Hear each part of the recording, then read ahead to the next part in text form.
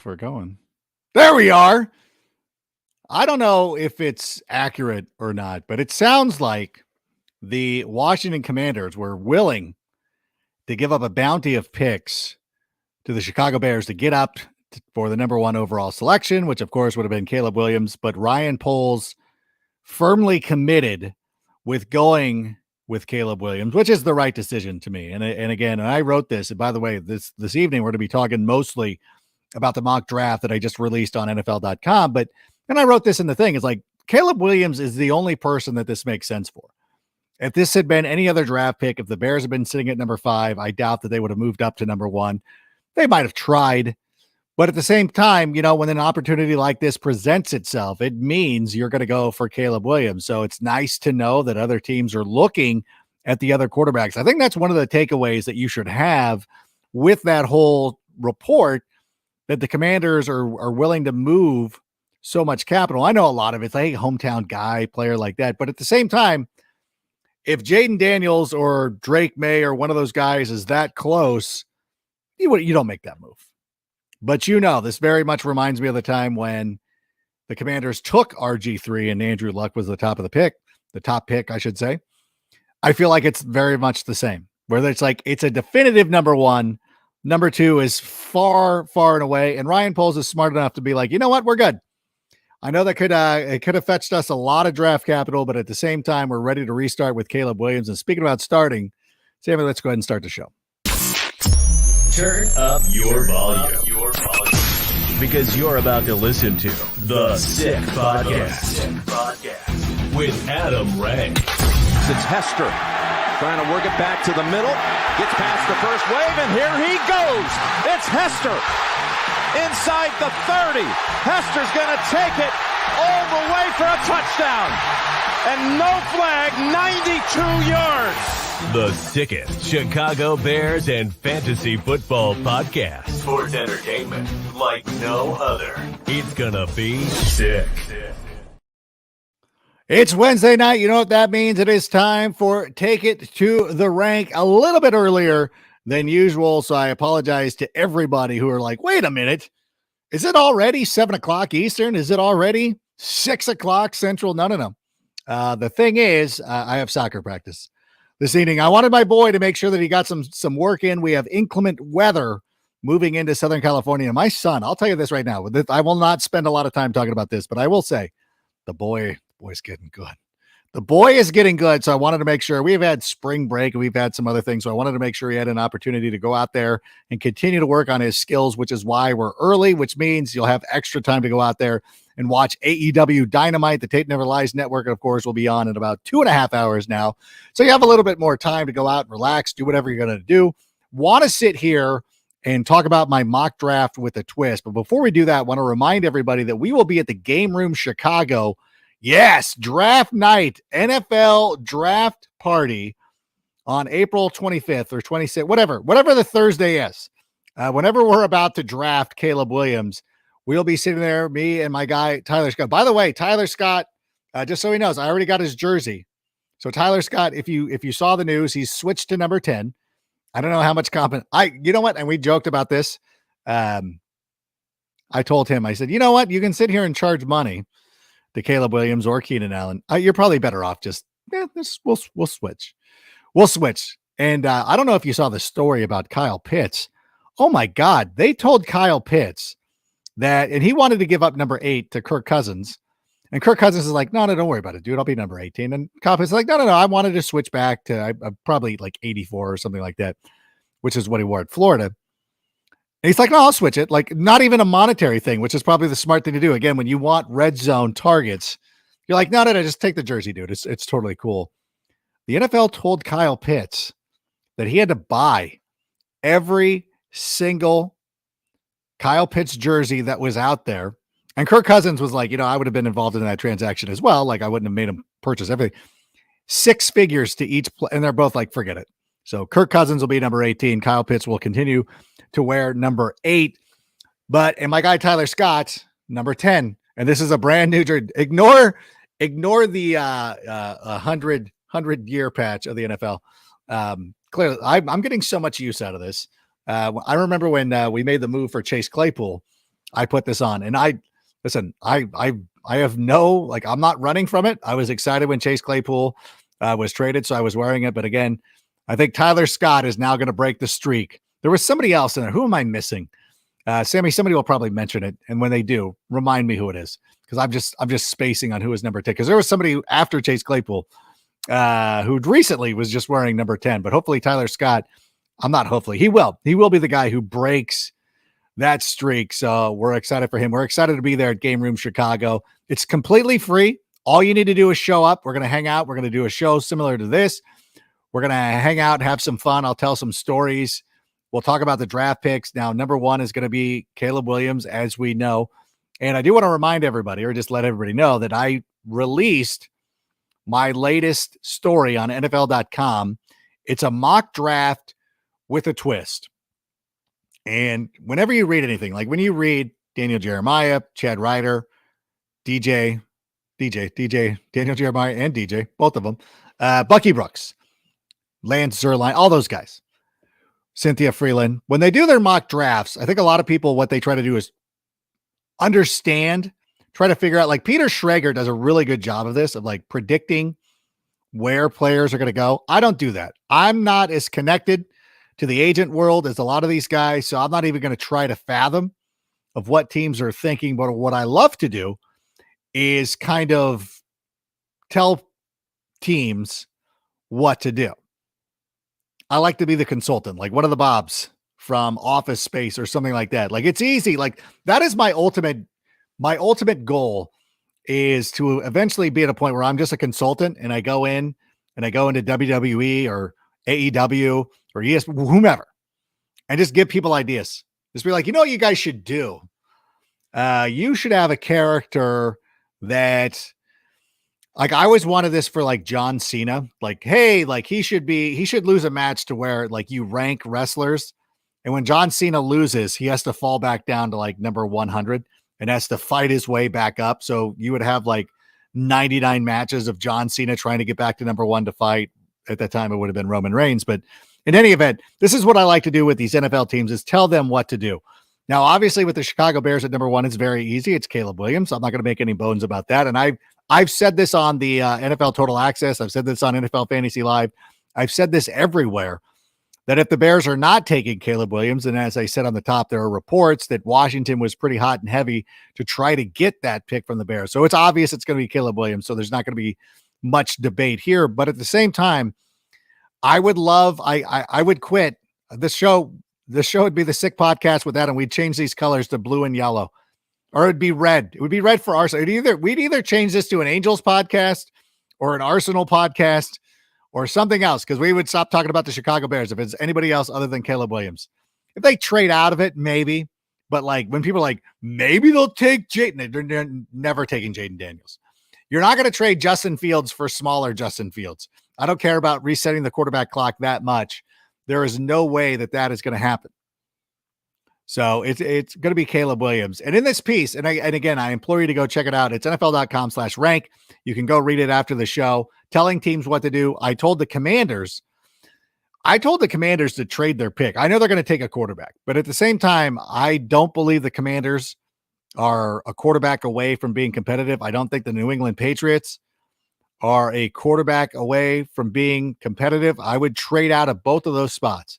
Either one of those teams. If you could get the Minnesota Vikings to commit their first round picks this season, you got to make that move.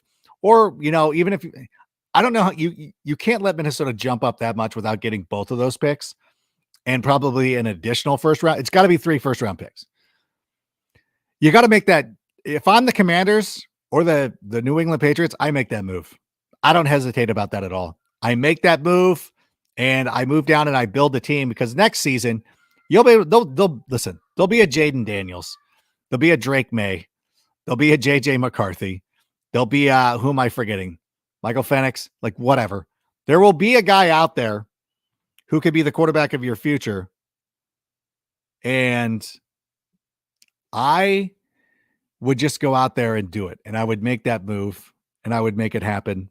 And it would be, that's what I would do. I would try to build a team. The Chicago Bears are in a position right now where they've built a team. Like, if you think about where the Bears are right now, the Bears are sitting there and they're providing their quarterback, Caleb Williams, with DJ Moore, Keenan Allen, Cole Kmet, the number 9 overall selection, which we'll talk about in a moment. And by the way, fire in your questions, because we're going to do, with no guests today, I would love to take more questions. Or if there's any comments that you want to float out there, Sammy, too, we can address as well.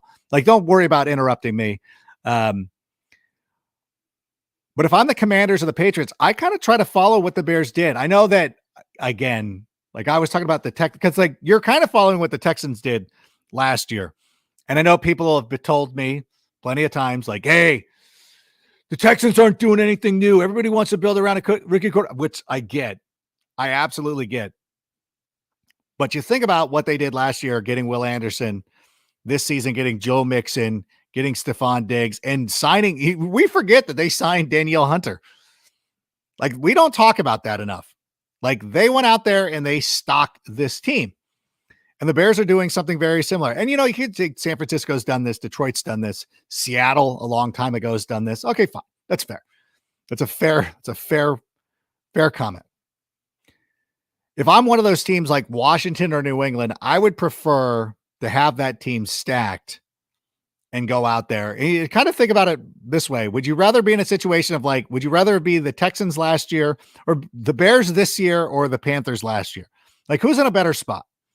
You know, the Bears took a risk because they did have Justin Fields, but they took a risk that, you know what, we're really going to build for the future. And then if Justin doesn't work out, then we can go out there and get a quarterback. Perhaps didn't expect it to be Caleb Williams, but you thought like perhaps you could go in there and make a deal for Caleb Williams if you needed to. Didn't need to. I think that's the proper way to build the team. And I think that Washington would be better off doing that. I think New England would be better off doing it. And of course, anybody who watches football, who knows ball, will be like, well, then why didn't Washington keep Sam Howell? Which to me, like, yeah, I would have never gotten rid of that guy. I would not have gotten, I don't know. I don't remember what the compensation was from Seattle. I believe it is. I don't know what the compensation is, but I wouldn't have made that deal till after the draft. And as a matter of fact, I would have kept holding on to Sam Howell, because then you could have put yourself in a position to move down. You know, Washington's probably not going to move down. I mean, I still think that they should. And I still think that even if you want to draft a quarterback this season, like even if Washington, and I know we're spending a lot of time talking about other teams, but you know, we love ball. Like everybody loves football, right? That's interesting, I hope. If you're Washington, like, what if you ended up with Bo Nix? What if you ended up with 3 first-round picks and Bo Nix? Like, isn't that better than Jaden Daniels? I don't know. That's what I would have done. So that's what my mock draft with a twist is just an opportunity to go through these thinking exercises, which I want to do right now. So let's pertain this to the Bears. Now the Bears are sitting there. So I will be honest, and I think I alluded to this if you saw the show with Cynthia Freeland over the weekend. I alluded to the fact that I sort of set it up to where, like, hey, this is what these teams should do. And then, oh, Roma Dunze is there at 9, which is a great pipe dream. And I know I tweeted out something today, which I'll get to in a moment. If Roma Dunze is available at 9, like, I think that's pretty automatic. And again, this is something we can talk about. And I would love to get your input on this. Talk about a number of different things. So the Bears are in that spot, though, where they can maneuver around. I know that they would love to acquire more picks, but I think we're past the point of pick acquisition, and now we should be in asset acquisition, kind of like Houston last year. Houston was not trading down, trying to build up and get more picks. They were making moves to get all these studs. And so for the Bears, Caleb Williams is number 1. Let's go over this scenario. If the Bears, as believed, some people talked about this. I don't think this is going to happen. I don't, but for instance, there have been people who have speculated that 4 quarterbacks could be the first 4 picks of the draft, where we're talking about Caleb Williams being number 1, obviously, but Jaden Daniels, JJ McCarthy, Drake May, some combination of those 3 guys coming afterwards, which would mean, of course, the Minnesota Vikings would trade into one of those spots. Denver could possibly trade into New England spot. You know, there's a couple of teams that could trade. The Raiders, you know, there's a report today that Mark Davis will allow his football people the freedom to go after one of the quarterbacks available, which again, you know, it's a pretty far drop for Washington to go all the way down to, what is it, 15? That's a pretty big drop. But at the same time, if you get first round picks for the next 3 years, the Raiders' first round picks for the next 3 years, and you still have a decent chance of getting, again, Bo Nix, Michael Penix, I'm making that deal all day. I don't even hesitate. I'm making that deal. So for this exercise, and we're assuming, and even if the Cardinals don't move out and 3 quarterbacks go right off the top, and let's say that the Arizona Cardinals, for whatever reason, decide Malik Neighbors is their number 1 guy, Rome Odunze, whomever. Probably not one of the linemen. They're probably going to go with the wide receiver. If Marvin Harrison is available to be drafted at number 5, and there was a report, and I don't know how accurate this is, the Chargers would be willing to go from 5 to 9 just for a second round pick, which you're like, okay, I'll make that deal right now.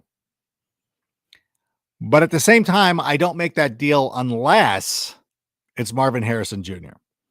And I would roll the dice.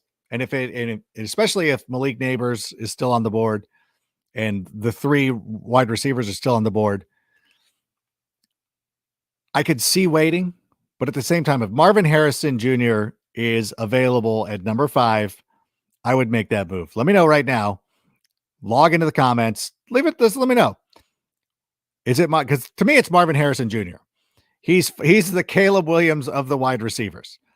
I feel like he's so superior to both of those guys that he's the only one that I move up to number 5. Maybe even go, like, listen, what would the Cardinals be willing to give up? Would the Cardinals make a similar deal? Okay. If you move up to get Marvin Harrison Jr., I'm all aboard that. And I don't believe it's the same thing. In getting a receiver like Marvin Harrison Jr. is not an admission that your 2 guys are not number 1 wide receivers, which again, forgive me if we talked about it last week with Cynthia Freeland. If there's a question about that too, I'd be happy to dive into that, where the absurdity of, like, do the Bears have a number 1 wide receiver? I'm out here trying to make the case that DJ Moore is a top 5 receiver in the NFL. And JT Sullivan? JT O'Sullivan. Was that him? No. Was it JT O'Sullivan? Was it Jeff Garcia? Who was the guy? Was it Jeff Garcia? It was Darren Carr. Who was the guy? And I said Darren, not Derek or David. Who was it? It's some back with Brock Heward. Who was it? Who was the guy? Who was like, I guess, are these guys they're obviously number 1s. And we could go into that in any of it. But okay, so here's my thing. If you're at if the Bears have a chance at number 5 to get Marvin Harrison Jr., I make the deal. If you want to wait around for Rome Odunze and roll the dice, that's fine too. If Rome Odunze is not there, and I should have tweeted this better, but at the same time, if you're sitting at 9 and all 3 receivers are gone, even if Rome Odunze is there, I could honestly see moving back a couple of picks because I love Brian Thomas Jr. Matt Harmon and I talked about this a week ago. Brian Thomas Jr. in any other class might end up being the number 1 receiver of this whole thing. And to me, it's one of those situations where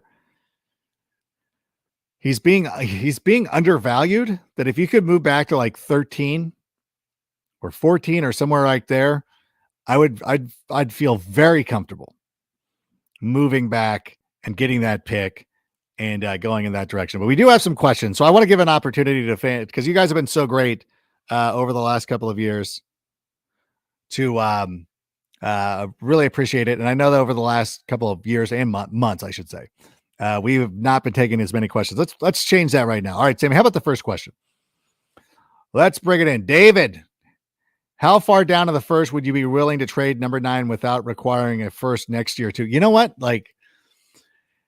Yeah, if you again just talking about moving down to 13, if you would we don't know what Ryan Pohl's draft board looks like. He might favor. I think it was it Jake who sent this in today. There's a lot of people who really love Brock Bowers. And I don't think that you have to be out on Cole Kmet to like Brock Bowers.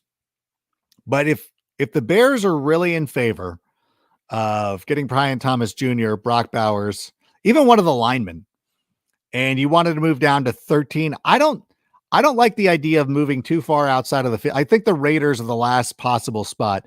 But if the Raiders or anybody else if they're moving up for a quarterback, like for instance, if it's the Raiders moving up for a quarterback, and we know they're moving up for a quarterback. Let's say that, because I did this in my mock draft with a twist, because I had JJ, because like I only used the 2 quarterbacks for Chicago and Washington, because I feel like those are the 2 teams that are probably going quarterback. And the only reason, and again, I don't agree with Washington's decision. I just know they're going to do it. It's like having a child that you're like, don't you dare. Don't you, like my daughter runs around with my phone. I'm like, don't go on YouTube. She's going on YouTube. Like there's nothing I can say that's going to stop her. So at the same time, like that's Washington. Like, hey, don't take a court. Don't do it.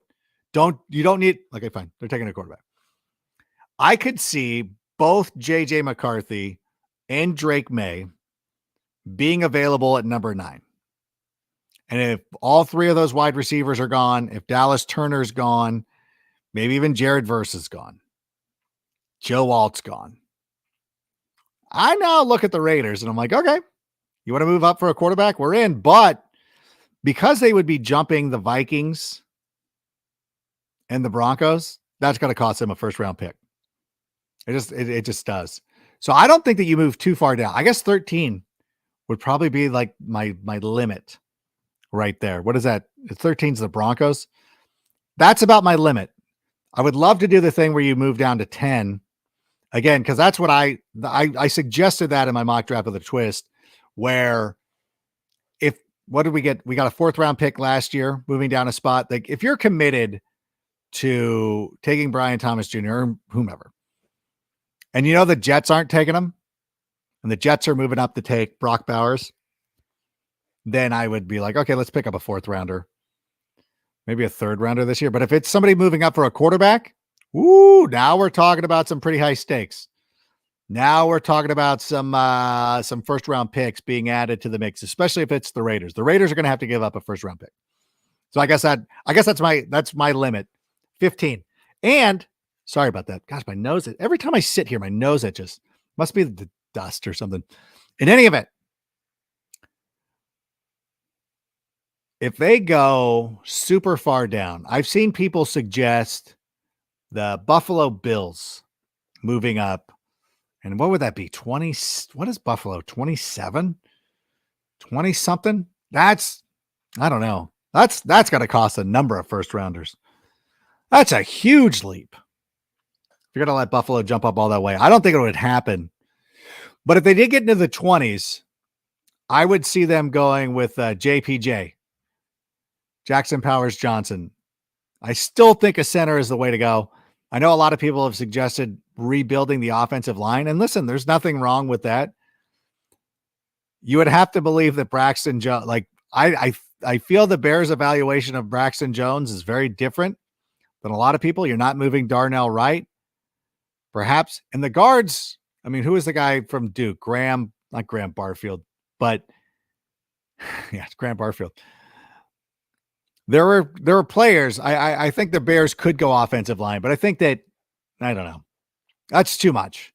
That's too much. And again, one of the philosophies too is that if the Bears are as good as we think they're going to be, if this is a 10-win team, if you look at this squad and you're like, that's a 10-win team, when's the next time they're going to be drafting in the top 10? Like it might be quite a long time for this team is drafting in the top 10. So you might as well take advantage of it and bring in 2 top 10 guys. Like that's the thing too. It's like, it's great to have all these B+ players. We get a couple of bona fide studs.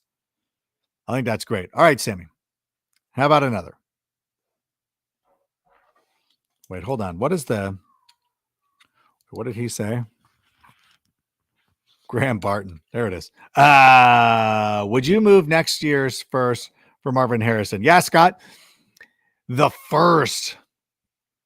Now we're getting a little rich. Now the report, which again, I can't imagine the Chargers would be willing to just move for a second to move down 4 spots. I don't know the Jimmy Johnson draft point chart. I mean, you got to think about, I almost do it. I mean, again, like we would have to go in there and this was the problem with the Chase Claypool decision. You know, when the Bears traded for Chase Claypool, what was the record? 3, like had wins, like it was, well, 3 would have been. Yeah. So had 3 wins already.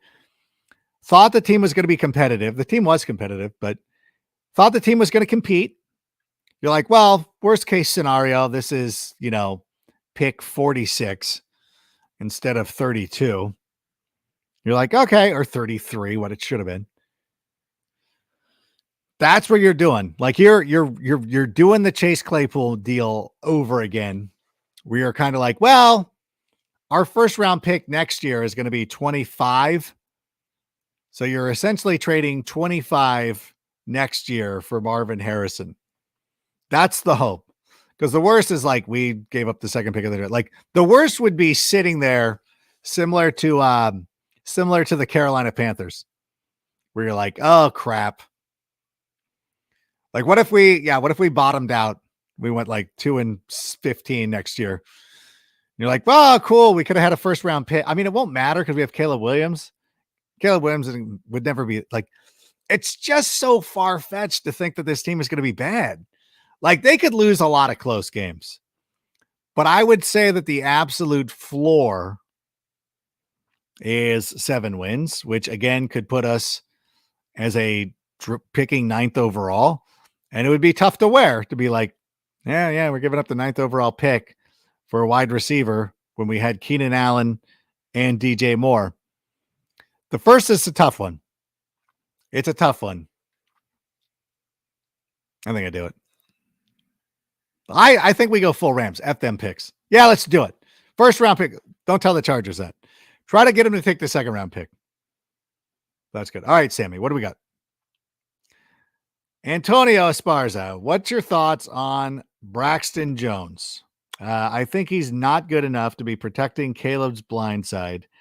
Draft. Well, at that point, you'd be looking hopefully at Joe Alt, because a lot of guys in this draft are right tackles, you know, and it's a right tackle dominated draft, which is why I hesitate to really look at anybody. If Joe Alt isn't there, then you're kind of, who is the next left tackle? Because again, putting together my mock draft, I'm like, God, all these guys are right tackles. Even to the point when you look at the Chargers, you know, Rashawn Slater is their left tackle, who's pretty good. He was an all-pro once. And you're like, all right, well, they probably wouldn't, like, would they go with the right tackle? Fashanu or somebody like that? Like, yeah, they would go with the right tackle there and have him, you know, because who is Wally Pipp or whomever played right tackle for the Chargers last year? The Giants actually have a decent talent at left tackle too, because who is it? Jones. So they got Jones there, who was an all-pro in 2022, but battled through hamstring injuries last year. So I'm not sure that's a great, so they might not go Joe Alt. I don't know. So for me, it's got to be a left tackle. Joe Alt's the only one who's going to be there. Like he's the only one that it could be. I still believe in Braxton Jones, and I still think that it's Ryan Poles' guy, but he's improving. Like you do. It's interesting because you think of the leeway that he's given Braxton Jones. They must either see something. They must really love him, because obviously with our guys, Bayless Jones, who we love, and we love Tyler Scott, the Bears aren't hesitating to add wide receivers. I mean, those are 2 guys that Ryan Poles went out there and drafted and had a lot of faith in, put in decent draft capital. I think Bayless is a 5th round pick, but still. So we love those guys, but Ryan Poles is still like, it's okay. We're still adding talent above them and around them and doing everything else. So offensive tackle is not out of the realm of possibility. And to be perfectly honest with you, this is one of those situations where we're trying to debate what's the best Beastie Boys song of all time. And everybody has a different opinion. Somebody might come up and be like, you know what? My favorite Beastie Boys song of all time is Shake Your Rump, which I'd be like, that's a great tune. I really love it. Is it in my top 5? Actually, it might be. So you're kind of splitting hairs. Like, yeah, like I agree with everything. I agree with trading up for Marvin Harrison. I agree with staying at 9. I agree with trading down at a point. I agree with taking a wide receiver. I agree with taking an edge rusher. I agree with taking a lineman. Yes, all of it's good. It's the all you can eat frozen yogurt stand. Like, it's all good. Choose what you like. Personally, I'm going to go with the acai. But if you want to have Reese's peanut butter cup, be my guest. I don't think that there's a wrong answer in this one. What it comes down to is Ryan Poles making the right selection and picking the right guy. And as long as his RAS score is through the roof, he's going to draft him, especially if he gets him in the 5th round. Oh, I saw that meme today. I should have shown that to Sammy. Could have used that tonight. But in any event, is there another question there, though, sir? Pressure on Floose in 2024. Thanks, Chris. Appreciate you stopping by. I would say absolutely.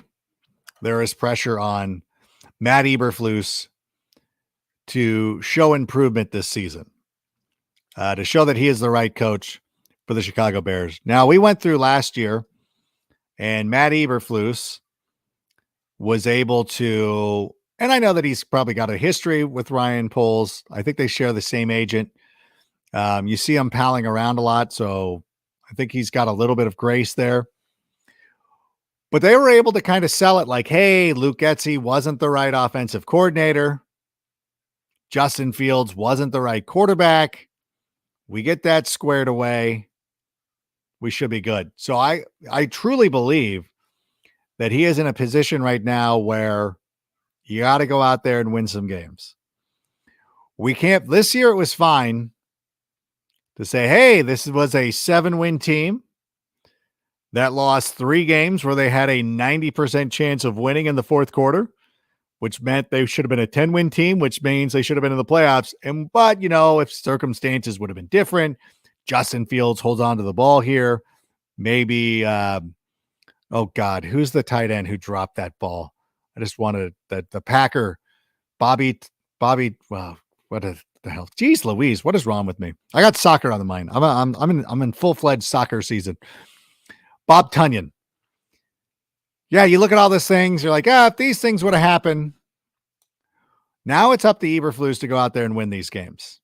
We can't have these conversations about moral victories or anything like that. It's time to put together concrete wins. And if this team wins, I would say that playoffs should be an attainable goal. But I could also be down, like, if they win 10 games, but the NFC is wild and like 10 wins doesn't get you into the playoffs somehow, which I don't know if that's mathematically possible. It probably could be. Where 9 wins, if he's above 500, like, he's coming back, regardless of making the playoffs or not, unless things are like completely horribly wrong. And I do believe that there's going to be some pressure put on to at least put in good showings against Green Bay. There is like, if they would have went to the playoffs last year, see, that's the thing. Like, we've talked about this before, that if you had 10 wins going into week 18, you would have been resting a lot of people against the Green Bay Packers. You wouldn't have needed to win that game. So you wouldn't have been starting everybody, and you kind of could have, shrugged off a loss to the Packers in that instance. But you got to go out there and you got to play well against Packers, which, by the way, I do want to point this out, that week 1, the game in Brazil is going to be filled. This should have been the cold open. Looking back on this now, the cold open should have been the Green Bay Packers are playing the Eagles in Brazil in week 1.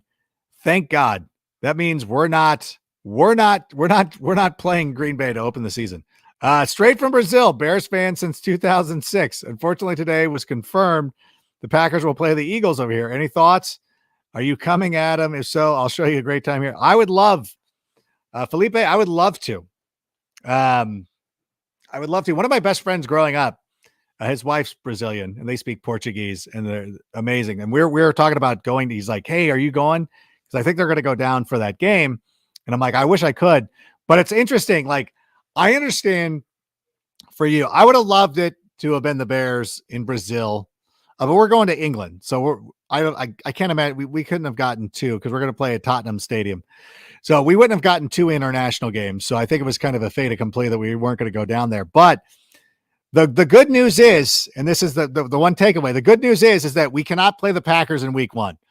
So that we talked about that. We talked about that with either Matt or Cynthia last week. It's like, or maybe I was on another show, but I was talking about that. Like, I thought for sure that they were going to throw Caleb Williams to the Packers week one just to tweak everybody, to tweak the Bears fans, because it would be such an NFL thing to do. You know, the NFL would just throw the Bears at Green Bay to start the season and see what happens. Or no, even worse, they would have us play at home against the Packers. So we could lose that game with our rookie quarterback, piss off all the fans. I do believe, looking at our schedule, and I don't know who the good teams are that we're playing one of them in week one, probably at home, probably a stacked deck. Are we really playing outside of the Chiefs, right? Are we even playing the Chiefs this year? There's really no team that I fear. Like, you know what I'm saying? Like, there's not a team that you look at for this season where you're like, you know what? If we play this team, if we play for this team, if we're playing this team, I don't think we're going to, I don't have that hesitation with anybody now. You know what I'm saying? Like, I don't look at any team as a Bears fan and be like, oh, well, this is an automatic loss. Now, when I do my predictions, I'm not going to pick us to go 17-0, but I don't look at any team where I'm like, yeah, we'll probably lose that one. I just don't feel that way anymore. And I know last season when we played Kansas City, that was one. Even me, the homer of homers, was like, we're not winning in Kansas City. And we weren't even close. I think, you know what? That is one of the things too that we probably don't shine a light on enough. We all talk about the Packers game being the one, but I think that Kansas City game was really an illustration of how far away we were. Like, God, we are not close to this team. Then we had the moments we, nearly swept the Lions, should have beaten the Cleveland Browns. And then the Packers game just kind of cements like, no, we're not quite there. But at the same time, it's funny. So there's nobody that I fear, but I do love the fact that, so I'm sorry, Felipe, that you're not going to be able to see the Bears in Brazil. You're going to have to see the dreaded Packers, but it means that we don't see the Packers in week one. And we won't see the Packers in week two because, even with the 2 days extra rest, they are not going to have they don't want to give the Green Bay. We'll probably face the Packers after their bye week. So they're going to be, so we probably won't face the Packers for the first 2 weeks of the season. So that's good news. So we'll get Caleb Williams a couple of games under his belt before we I have to see him. What about it? Another question there, Sammy. We will go back to 6-7 primetime game. Oh yeah. Will we go back to 6-7 primetime games this season with Caleb Williams? Bruja 7. Excuse me. I would say so. We'll get a lot of, I don't think it's going to be a situation where we're playing all the noon games anymore either. At least that part of it. I'll miss that from 2 years ago. For all of us who are going down to Rip Beer Company and going down there and watching the games and having a good time. It was fun because we always had the early game. We always had the run of the joint. Now, by the time we open up the season, the Rip Beer Company down here on PCH and Warner and Huntington Beach, their pizza shop should be open. So yeah, we'll still be able to take over a back room and have a lot of fun watching the Bears games. I mean, will we even be able to get seats? Who knows? It's going to be a riot. It's going to be so much fun. I will say 6 primetime games seems about right. Because you got to remember, Caleb Williams is going to be very popular in the LA market. He's going to be one of the marquee players in the league. Like, people are going to want to see him. I'm like, just take a look at it. Anytime his name is trending on Twitter, people want to talk about Caleb Williams. So I would agree that we see a lot of Bears games in prime time this season. All right, Sammy, I think we have time for one more. Then I got to get out to 6U soccer practice. Boys coming along. David, if the Bears acquire extra picks for trading down, can you see the Bears packaging the pick in the second round for next year to move back to the first round and have 3 first-round picks all together? Oh my gosh. Yeah, you know what?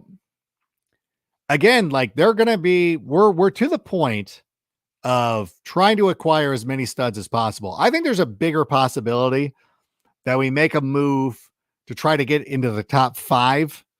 So we have 2 top 5 picks this year as opposed to 3 first-round picks. I understand what you're talking about. And there's been some teams that have built efficiently during that, doing that very similar thing. It always felt like the Saints used to always have multiple picks in the first round. Wasn't it the year that they didn't draft Lamar Jackson? They had multiple picks in the first round and did very well for themselves. So I don't know. It really depends on the one thing, though, that I will say about Ryan Poles is that he really trusts himself in the second round, because you think of some of the players that he's drafted in the second round. You know, he's rebuilt our secondary with, Kyler Gordon was a second round pick. Jaquan Brisker was a second round pick. Tyreek Stevenson was a second round pick. He's done a great job of really identifying players in the second round who can really come in and make an immediate impact for this team. So I believe that he trusts himself. I wonder too, if he's kind of kicking himself for last year, not moving down. I mean, Darnell Wright's a good player and I'm happy with that pick, but I think, could we have gotten him later? Who knows? But I do think that it's more likely that we go top 5, 2 top 5 picks as opposed to 3 first round picks. But again, all these situations are very advantageous for us. There's nothing to be ashamed of. There's nothing wrong with anything. And there's no bad ideas is the number one thing. And I think that as we go over the next couple of days and we're getting closer to the draft, and want to remind everybody as the draft is approaching, we will be in Chicago, draft night, game room Chicago, draft party. It's going to be a lot of fun. Tyler Scott is going to be joining us. We'll get his immediate thoughts on drafting Caleb Williams.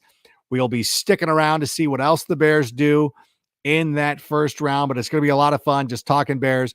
And it's an opportunity. I don't get out to Chicago a lot, so come hang out with me. I know that there's other people having other parties and you should go check it out. And I'm going to go meet up with a lot of those guys after the draft. But how often do I get to town? You know what I'm saying? Like, those guys are there all the time. You can see them at Blackhawk games, at Cubs games, at White Sox games.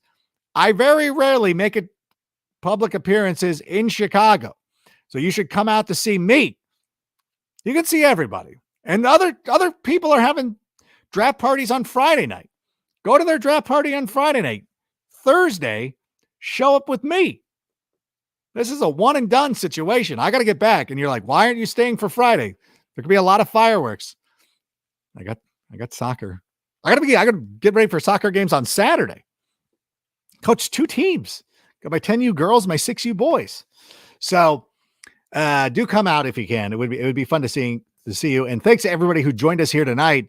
I'm glad we got in more questions than usual. So that was a lot of fun. Great ideas. Just want to remind everybody, but again, as we get closer to the draft period, there's no bad ideas. So if we're going to be discussing this,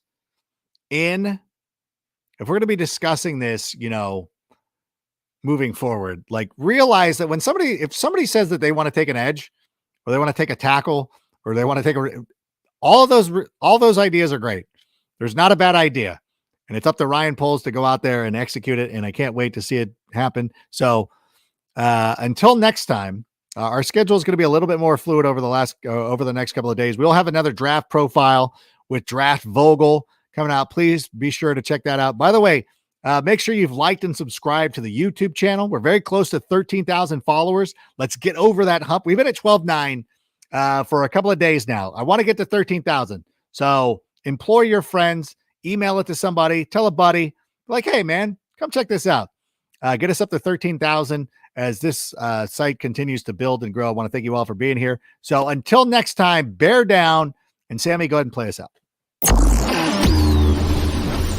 And that's a wrap. Hope you don't miss us too much until next time. Follow the Sick Podcast with Adam Rank on YouTube, Instagram, Facebook, Google Play, and Apple Podcasts.